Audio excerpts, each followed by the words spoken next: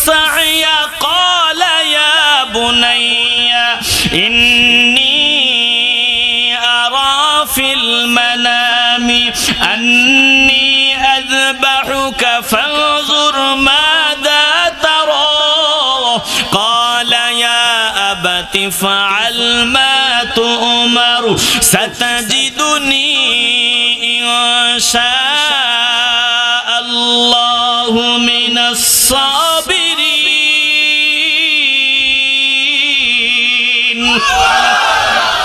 বাবা সন্তানকে ডেকে বলতেছেন আল্লাহ বলেন ফালাম্মা বালাগা মাহু সায়া যখন ইসমাইল পিতার সাথে চলাফেরার বয়সে পৌঁছে গেল ওই অবস্থায় পৌঁছে গেল ইব্রাহিম আলাইহিস সালাম এবার ডাক দিয়ে বলতেছেন ক্বালা ইয়া বুনাইয়া ও কলিজার টুকরা সন্তান ইয়া বুনাইয়া এটা কলিজার ভিতরের ডাক ভালোবাসার ডাক বলে ও কলিজার টুকরা সন্তান এখানে তুমি আছো আমি আছি আর কেউ নাই আমার মাওলার রাহে তোমাকে আমি জবাই করতে চাই ইন্নী আরা ফিল মানামি আন্নী আযবাহুকা আমি এমন স্বপ্ন দেখি যেই স্বপ্নটা তাজা স্বপ্ন এটা অতীত হয়ে যায় নাই আমি যেন দেখছি আমি যেন দেখতেছি চোখের পাতায় ভাসতেছে আমি তোমাকে জবাই করতেছি তোমার গলায় আল্লাহু আকবার বলি আমি ছুরি চালায় দিতেছি আমি এই দৃশ্যটা দেখতেছি আমি এমন স্বপ্ন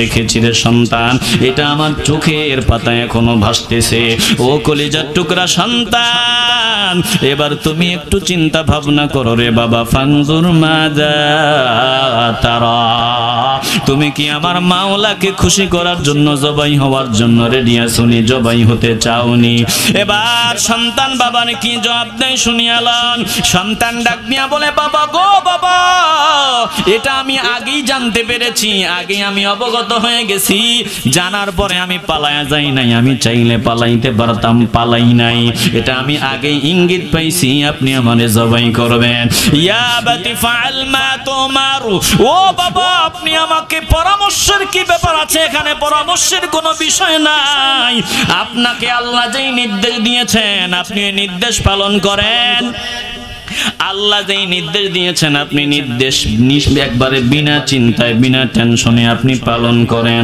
আপনার টেনশনের কোনো কারণ নেই আমি পালায়া যাব না সাতাজিদুনি ইনশাআল্লাহু মিনাস সাবিরিন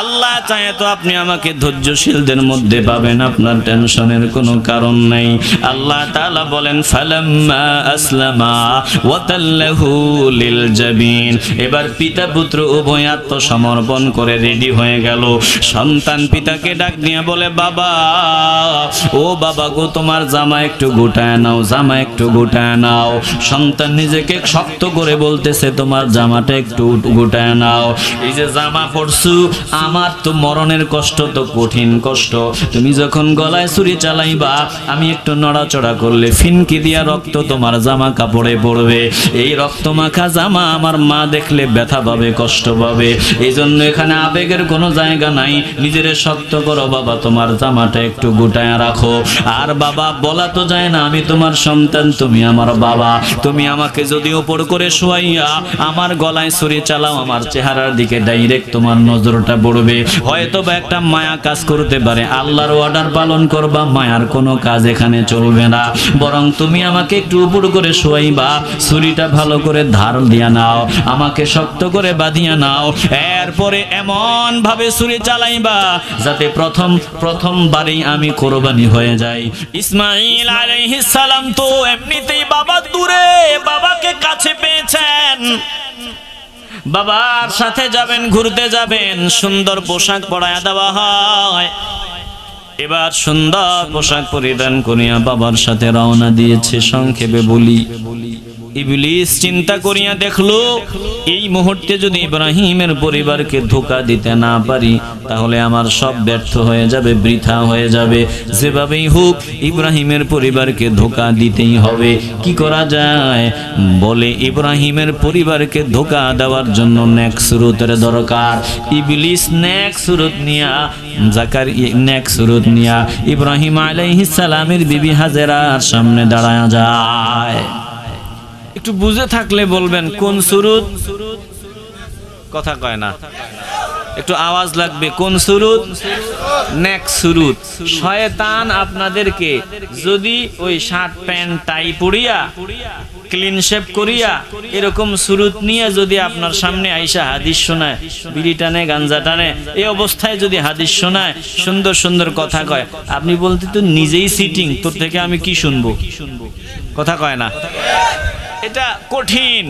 আর যদি আমি পাগড়ি টাগড়ি লাগাইছি, সুন্দর পোশাক পরিধান করছি, এখন যদি আমি ফাঁকে দিয়া ইমান বিধ্বংসী একটা টিপস দিয়া দেই, কথা একটা বলি, তাহলে এটা সহজ আপনাদের ইমান নষ্ট করতে।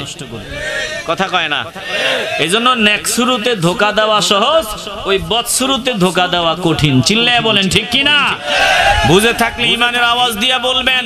বর্তমানে একদল আছিনি যারা নেক শুরুতে আমাদের ইমান নষ্ট করে দিতে চায়, এমন এক ধোকাবাজ প্রতারক আমাদের দেশে আছে না নাই? সাবধান, ওদের থেকে সাবধান। এরা আমাদের দুশমন। যারা আমাদেরকে মদিনা মুনাওয়ারা থেকে, নবীর জিয়ারত থেকে দূরে সরায় দিতে চায়, এদের সাথে আমাদের কোনো সম্পর্ক থাকতে পারে? দেখছেন কত সুন্দর সুন্দর কথা, কত সুন্দর সুরত, কিন্তু ওই যে ভূতে কি লাগছে, ভিতরে শয়তান। এই জন্য ফতুয়াবাজি করে যে মদিনায় গেলে নাকি দোয়া কবুল হয় না। দোয়া কবুলের জায়গা ভিন্ন ভিন্ন। মদিনা আকার ইঙ্গিতে বুঝায় মদিনা নাকি দোয়া কবুলের জায়গা না। আরে মদিনা হলো সব আমল, সব কিছুর মূল হলো মদিনা। বলে আমলের জায়গা বিভিন্ন জায়গা, কিন্তু মদিনা হলো ইমানদারের আসল ঠিকানা। এখানে গেলে, মদিনায় গেলে ইমানদারে ইমান মজবুত হয়। চিল্লায় বলেন ঠিক কিনা? এ মুসলমান নবীর আশিকের দল, এজন্য খুব সাবধান, খুব সাবধান, সতর্ক। চারদিকে ইমান চোরের অভাব নাই, যে কোনো সময় ইমানটা নিয়ে নিতে পারে। এজন্য ইমানটা বড় দামি সম্পদ। একজন ইমানদারকে যদি প্রশ্ন করা হয়, তোমার কাছে বিবি দামি, সন্তান দামি, কোটি টাকা দামি, ক্ষমতা দামি নাকি ইমান দামি? ইমানওয়ালা বান্দা জবাব দিয়ে দিবে, আরে আমার ইমানের উপর অটল থাকার জন্য যদি আমার বিবিকে তালাক দিতে হয়, ইমানের উপর অটল থাকতে গিয়ে যদি আমার জীবন কোরবানি দিতে হয়, দেশ ছাড়তে হয়, বলে আমার ইমান আমার কাছে এত দামি, ইমানের জন্য আমি যে কোনো বড় কোরবানি দেওয়ার জন্য রেডি। জোরে কোন ঠিক কিনা? একটু দিল দিয়ে অনুধাবন করে নেন। শয়তান এক সুরত নিয়ে হাজেরার সামনে হাজির হয়। হাজেরার সামনে দাঁড়াইয়া, হাজেরা আলাইহিস সালাতু ওয়াস সালামের সামনে দাঁড়াইয়া বলে, বেচারি তুমি সরল মানুষ, কিছু বুঝো না, জানো না। তোমার ছেলে ইসমাইল কই গেছে, তোমার খবর আসেনি? বলে কই গেছে? পুত্র পিতার সাথে গিয়েছে। কই গেছে? এত কিছু দেখার দরকার নাই। বলে আরে বেচারি তুমি জানো না, তোমার ছেলে, তোমার এই ছেলেকে তোমার স্বামী জবাই করার জন্য নিয়ে গেছে, তোমার খবর নাই। হাজেরা আলাইহিস সালাতু ওয়াস সালাম ডাক দিয়ে বলে, এটা কোনো কথা হইল মিয়া? আমার ছেলেকে আমার স্বামী জবাই করবে? আমার স্বামীকে আমি ভালো করেই চিনি, আর তিনি তো ওই রকম বাবা যিনি আল্লাহর কাছে কান্না করে করে আল্লাহর কাছ থেকে চাইয়া সন্তান নিয়েছেন, তিনি সন্তান জবাই করবেন? এটা কোনো কথা হইল? এবার নেক্সট শুরুতে শয়তান বলে, শোনো, মূল বিষয়টা তুমি জানো না। তিনি মনে করতেছেন আল্লাহ নাকি তিনাকে অর্ডার দিয়েছেন, আল্লাহ নাকি তিনাকে নির্দেশ দিয়েছেন তোমার সন্তানকে জবাই করার জন্য। এবার হাজেরা কি জবাব দেয়? ও পর্দার আড়ালের মা, মাগো কানটা লাগায়া দাও, দেখো একজন আল্লাহর বান্দি কি জবাব দেয়। হাজেরা এবার ডাক দিয়ে বলো, তাইলে এই কথা, আল্লাহ নির্দেশ দিয়েছেন আমার ছেলেকে জবাই করার। এবার ডাক দিয়ে বলে, নিঃসন্দেহে তুমি শয়তান। যদি আমার ছেলেকে আল্লাহ জবাই করার নির্দেশ দিয়াই থাকে, এটা তো আমার আনন্দের ব্যাপার, খুশির ব্যাপার। আমার সন্তানকে আমার আল্লাহ পছন্দ করেছেন, আমার সন্তানকে আল্লাহ কবুল করেছেন, এটা আনন্দের বিষয়। আলহামদুলিল্লাহ, আমার সন্তান আমার মাওলার পথে কোরবানি হবে, জবাই হয়ে যাবে, এটা সৌভাগ্যের বিষয়। যাও যাও যাও, যদি এটাই হয় তাইলে আমি খুশি। চিল্লায় এখন সুবহানাল্লাহ, চিল্লায় বলেন আল্লাহু আকবার। শয়তান এখানে ধোঁকা দিতে পারে নাই। এবার ইসমাঈল আলাইহিস সালাম বাবা সামনে সামনে চলতেছে, সন্তান পেছনে। শয়তান এবার ইসমাঈল আলাইহিস সালামের কাছে যাইয়া বলে, বাবা তুমি যেও না, পালাও, যেও না। বলে কেন যাব না? বলে আরে তুমি জানো না তোমার বাবা তোমারে কই নাই, তুমি জানো না? বলে বাবা আমারে কই নাই। বলে তোমার বাবা তোমারে জবাই করার জন্য নিয়ে যাইতেছে, তোমাকে জবাই করবে। ইসমাঈল আলাইহিস সালাম ছোট আল্লাহর বান্দা, তিনি ডাক দিয়ে বললেন আমার বাবা আমাকে জবাই করবে, এটা কোনো কথা হলো?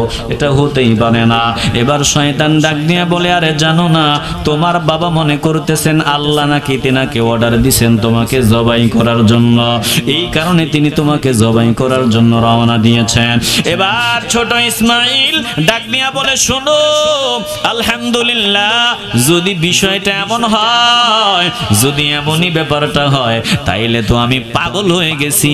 আমি আমার মাওলার রাহে কোরবানি হওয়ার জন্য আমার আর তর সইতেছে না। কখন আমার বাবা আমারে জবাই করবে আর আমার মাওলার দিদারে আমি ধন্য হব, কারণ আমার আল্লাহ আমাকে কবুল করেছেন, এটা আমার সৌভাগ্য। এ মুসলমান নবী না আশিকের দল, আমাদের ধর্মের পিতা ইব্রাহিম আলাইহিস সালাম, দেখেন কেমন পিতা, ইসমাঈল কেমন সন্তান, আল্লাহর রাহে কোরবানি হওয়ার জন্য পাগল।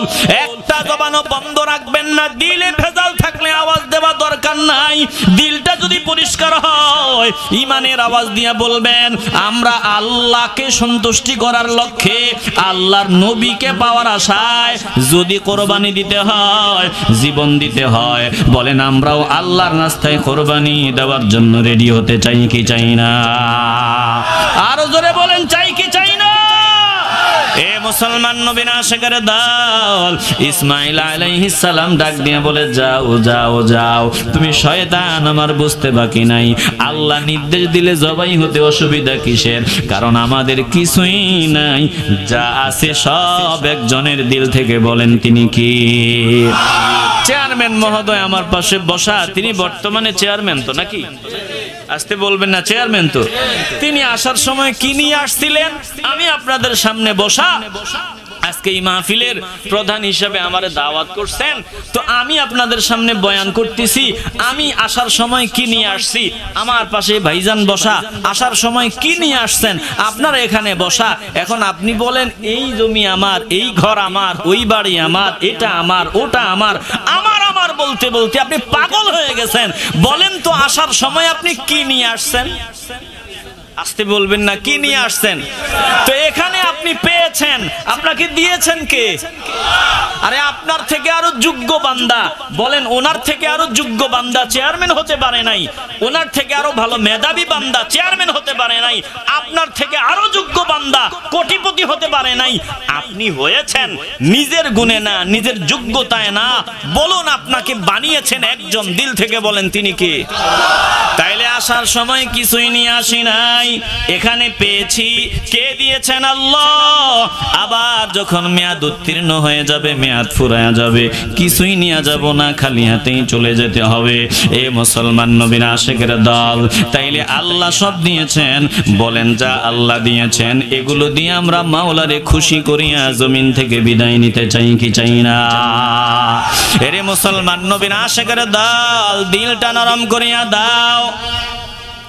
ইব্রাহিম আলাইহিস সালামের সামনে এবার শয়তান হাজির, নেক সুরত নিয়া ইব্রাহিমের সামনে দাঁড়ায় বলে, ইব্রাহিম আপনি মারাত্মক একটা ভুল করতে যাইতেছেন। আসলে আপনি একটা স্বপ্ন দেখলেন, স্বপ্নের উপর নির্ভর করিয়া সন্তানকে জবাই করবেন, এটা ঠিক না, এটা মোটেই উচিত না, আপনার স্বপ্নটার ভিতরে ভুল আছে। ইব্রাহিম আলাইহিস সালাম বুঝতে পারলেন এটা শয়তান। তিনি ওই জুমরাতুল উকবা নামক জায়গায় শয়তান প্রথম ধোঁকা দেওয়ার চেষ্টা করেছে। ওখানে তিনি জমিনে একভাবে হাত দিলেন, জমিনে হাত দিয়া খাপলা মারিয়া তিনি পাথর নিলেন। 7টা পাথর হাতের মুষ্টি দিয়ে আসলো, হাতে পাথর ছিল, পাথরগুলো নাক মুখ বরাবর ছিটায় দিলেন, বললেন যা দূর হ, তুই তো শয়তান, দূর হ, তুই শয়তান। শয়তান শরম তো নাই, লজ্জা তো নাই। আবার ওই মিনাতে দ্বিতীয়বার আসছে, ওখানে আবার পাথর মারছে, তাও 7টা পাথর ছিল।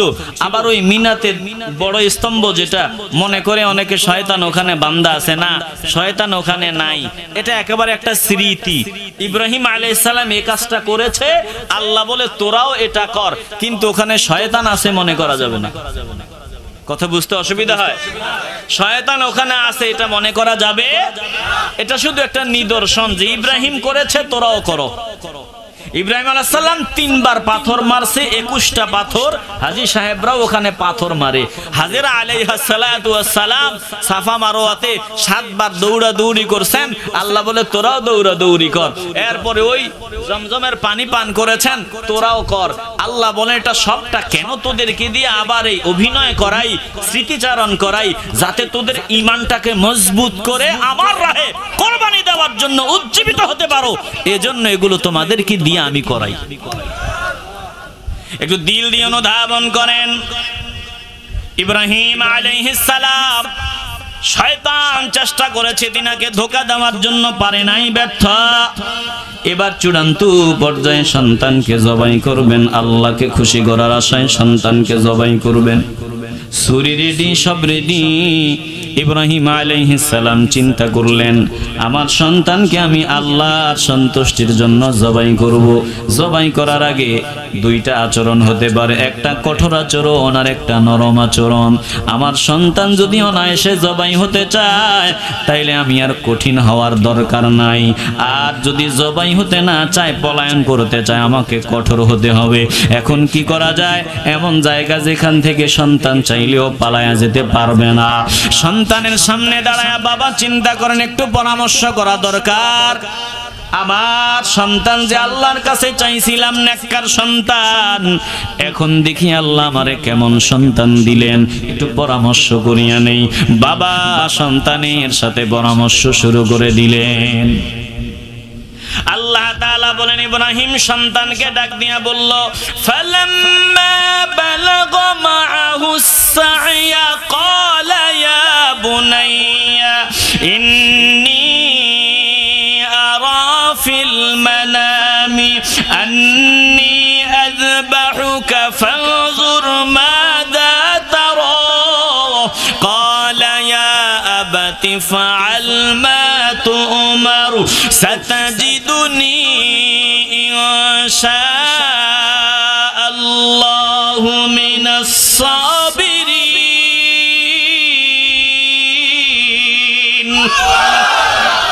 বাবা সন্তানকে ডেকে বলতেছেন, আল্লাহ বলেন, ফালাম্মা বালাগা মাআহুস সা'য়া, যখন ইসমাইল পিতার সাথে চলাফেরার বয়সে পৌঁছে গেল, ওই অবস্থায় পৌঁছে গেল, ইব্রাহিম আলাইহিস সালাম এবার ডাক দিয়ে বলতেছেন, ক্বালা ইয়া বুনাইয়া, ও কলিজার টুকরা সন্তান। ইয়া বুনাইয়া এটা কলিজার ভিতরের ডাক, ভালোবাসার ডাক। বলে, ও কলিজার টুকরা সন্তান, এখানে তুমি আছো, আমি আছি, আর কেউ নাই। আমার মাওলার রাহে তোমাকে আমি জবাই করতে চাই।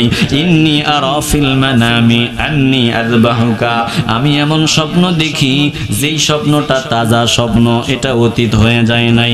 আমি যেন দেখছি, আমি যেন দেখতেছি, চোখের পাতায় ভাসতেছে, আমি তোমাকে জবাই করতেছি। তোমার গলায় আল্লাহু আকবার, আল্লাহু আকবার বলি আমি ছুরি চালায় দিতেছি। আমি এই দৃশ্যটা দেখতেছি, আমি এমন স্বপ্ন দেখেছি রে সন্তান, এটা আমার চোখের পাতায় এখনো ভাসতেছে। ও কলিজার টুকরা সন্তান, এবার তুমি একটু চিন্তা ভাবনা করো রে বাবা। ফানজুর মাযা তারা। তুমি কি আমার মাওলাকে খুশি করার জন্য জবাই হওয়ার জন্য রেডি আছো নি? জবাই হতে চাওনি? এবার সন্তান বাবার কি জবাব দেয় শুনিয়ালান। সন্তান ডাক দিয়া বলে, বাবা গো বাবা, এটা আমি আগেই জানতে পেরেছি, আগে আমি অবগত হয়ে গেছি। জানার পরে আমি পালায়া যাই নাই, আমি চাইলে পালাইতে পারতাম, পালাই নাই। এটা আমি আগেই ইঙ্গিত পাইছি আপনি আমারে জবাই করবেন। ইয়া বাতি ফাআল মা তুমারু। ও বাবা, আপনি আমাকে পরামর্শের কি ব্যাপার আছে? এখানে পরামর্শের কোনো বিষয় নাই। আপনাকে আল্লাহ যেই নির্দেশ দিয়েছেন আপনি এই নির্দেশ পালন করেন। আল্লাহ যেই নির্দেশ দিয়েছেন আপনি নির্দেশ একবারে বিনা চিন্তায় বিনা টেনশনে আপনি পালন করেন। আপনার টেনশনের কোনো কারণ নেই, আমি পালায়া যাব না। সাতাজিদুনি ইনশা আল্লাহু মিনাস সাবিরিন।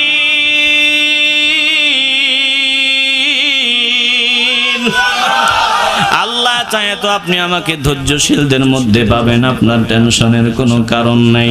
আল্লাহ তাআলা বলেন, ফালাম্মা আসলামা ওয়া তাল্লাহু লিল জাবিন। এবার পিতা পুত্র উভয় আত্মসমর্পণ করে রেডি হয়ে গেল। সন্তান পিতাকে ডাক দিয়ে বলে, বাবা ও বাবা গো, তোমার জামা একটু গুটায় নাও, জামা একটু গুটায় নাও। সন্তান নিজেকে শক্ত করে বলতেছে, তোমার জামাটা একটু গুটায় নাও। এই যে জামা পরছু, আমার তো মরণের কষ্ট তো কঠিন কষ্ট। তুমি যখন গলায় ছুরি চালাইবা, আমি একটু নড়াচড়া করলে ফিনকি দিয়া রক্ত তোমার জামা কাপড়ে পড়বে। এই রক্ত মাখা জামা আমার মা দেখলে ব্যথা পাবে, কষ্ট পাবে। এই জন্য এখানে আবেগের কোনো জায়গা নাই। নিজেরে শক্ত করো বাবা, তোমার জামাটা একটু গুটায় রাখো। আর বাবা বলা তো যায় না, আমি তোমার সন্তান, তুমি আমার বাবা।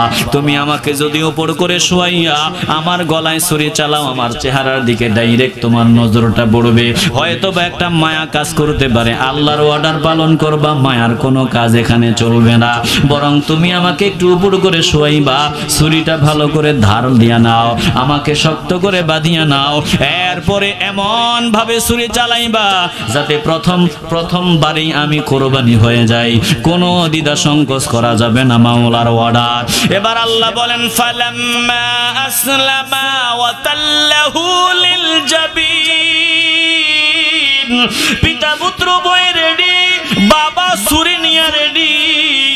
বাবা সন্তানের গলার ভিতরে ছুরি চালায়, যত চেষ্টা করে ছুরি উল্টায়া যায়, যত চেষ্টা করে ছুরিকে জানি উল্টায়া দেয়।